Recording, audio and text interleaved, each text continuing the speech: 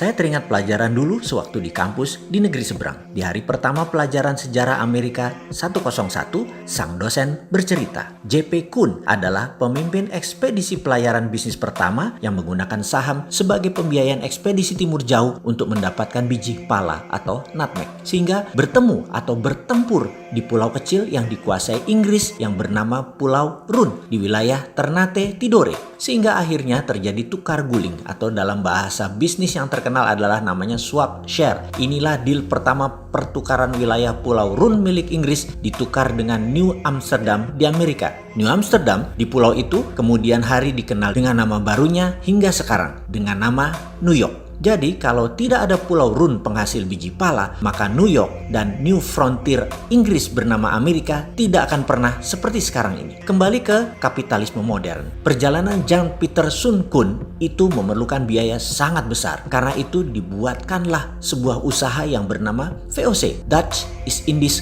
Company, milik berbagai pengusaha Eropa berbasis di Belanda. Mengapa multi-owners? Karena semakin banyak yang store saham, semakin kecil risiko yang ditanggung dalam perjalanan yang berbiaya sangat besar tersebut. Inilah asal-muasal awal kapitalisme modern, yaitu modal bersama, urun dana di bursa keuangan. Maaf, ini juga yang jadi alasan Santara lahir, berdasar dua pengalaman sejarah, Koleganza Venezia dan VOC-nya Belanda. VOC adalah perusahaan pertama di dunia yang menjual stok atau sahamnya agar bisa dimiliki banyak pemodal secara masif. Karena itu, mereka terdiri dari pemilik 17 pemegang saham besar. Beda dengan Koleganza, pemegangnya orang kecil. Oke, nanti kita jelaskan lengkap di chapter khusus untuk Koleganza Venezia ini. VOC juga perusahaan pertama di dunia yang sahamnya dimiliki oleh multi-international owners. Ditambah dengan 21 tahun pemberian hak kelola spice, rempah, menjadikan VOC adalah perusahaan mega korporasi pertama di dunia. Hak yang utamanya adalah mengeksploitasi rempah Nusantara. VOC menjadi model pertama di dunia atas mega korporasi yang merubah dunia bisnis, dunia finansial, dunia saham, bursa efek, dunia sosiopolitik ekonomi, military political diplomasi, maritime exploration, dan penjajahan ekonomi oleh perusahaan global. Sengaja saya menuliskan panjang sejarah VOC ini agar bisa mengingatkan dari sejak awal Indonesia ini berdiri. Negara kepulauan terbesar di dunia ini adalah ditakdirkan sebagai global player. Banyak peristiwa besar yang membuat dunia seperti sekarang ini dilahirkan dan besar karena Indonesia. Juga mengingatkan bahwa Indonesia itu dijajah oleh VOC loh ya, dieksploitir secara ekonomi sumber daya alamnya. Kekuatan militer Hindia Belanda di setiap wilayah VOC yang membayar overheadnya bukan pemerintah kerajaan Belanda, tetapi swasta, yaitu VOC itu sendiri. Korporasi membayar power itu biasa. Lalu yang dibayar tadi juga tahu diri, yaitu agar langgeng VOC di negara jajahan sumber daya alam dan manusianya sampai habis, maka wilayah itu dilindungi dengan ketat oleh tentara. Samalah dengan Tiongkok, negaranya melindungi bisnisnya di negara lain. Pemerintah Amerika melindungi swastanya di Timur Tengah dan di seluruh dunia dengan 800 pangkalan, mulai dari pangkalan militer fisik yang terlihat hingga safe house. Mudah-mudahan pelajaran beginian bukan menyindir ketika ada pejabat miring ke salah satu karena dia tidak paham geostrategi negara lain. Maaf loh ya, maaf. Biasanya ya kalau tidak paham ya kaki tangan mereka. Wis, itu saja. Kembali ke VOC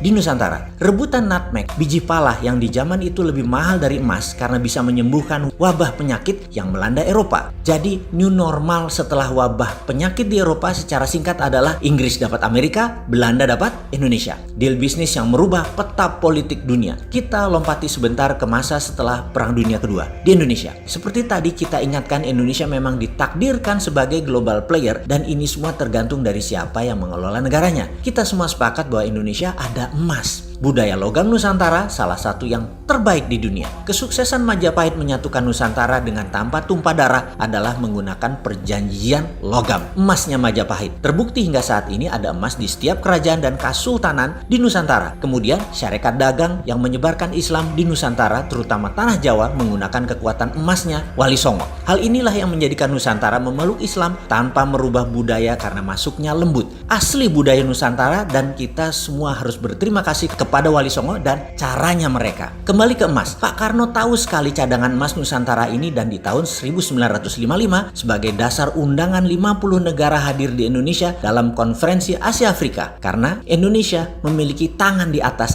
kekuatan emas tersebut. Cina, India, Pakistan, Mesir, Korea Utara, Kuba, semua tokoh revolusioner semua mengharap dukungan Indonesia. Bayangkan ada Nehru, Gamal Abdul Nasser, Zulfikar Ali Bhutto, Mao Zedong, dan legendaris dunia lainnya hadir di Bandung. Kota kecil di negara yang baru 10 tahun merdeka. Karena apa? Itulah obor ala Indonesia. Itulah IMF ala Indonesia. Presiden Soekarno tahu kekuatan sumber daya alam nasional. Kalau dijadikan jaminan untuk printing money, maka rupiah bisa lebih kuat dari dolar. Tapi sayang 1000 kali sayang, Pak Karno pemikir tunggal. Di bawahnya tidak siap karena cakar-cakaran kekuatan politik bermanuver. Sehingga lupa mengelola tanah air tercinta dan membangun kekuatan pertahanan, terutama intelijen. Sungguh, membangun kekuatan politik dunia tanpa membangun kekuatan shadow, kita menjadi rapuh. Ketika CIA bergerak, kita tidak antisipasi. Langkah Soekarno adalah ancaman terhadap dolar. Dan terbukti 10 tahun kemudian CIA berhasil melakukan operasi clandestine menggulingkan Soekarno. Pak Karno menjadi sejarah. Kembali kita ulangi sekali lagi. Sepakat ya, Indonesia ini ditakdirkan memang untuk jadi global player. Kedepan kita harus perbaiki strategi bernegara dalam geostrategi antar negaranya. Inilah kekuatan yang harusnya saat ini diambil alih oleh pemerintah di saat gajah Cina Amerika bersih tegang. Sekarang dunia bergeser lagi peta politik dunia dengan adanya Thucydides trap antara Cina dan Amerika. Bener deh, kita tidak boleh terjebak obor Cina dan strategi keuangan ala IMF-nya Amerika. Kita harus bermain cantik di antara dua kekuatan. Sekedar mengingat,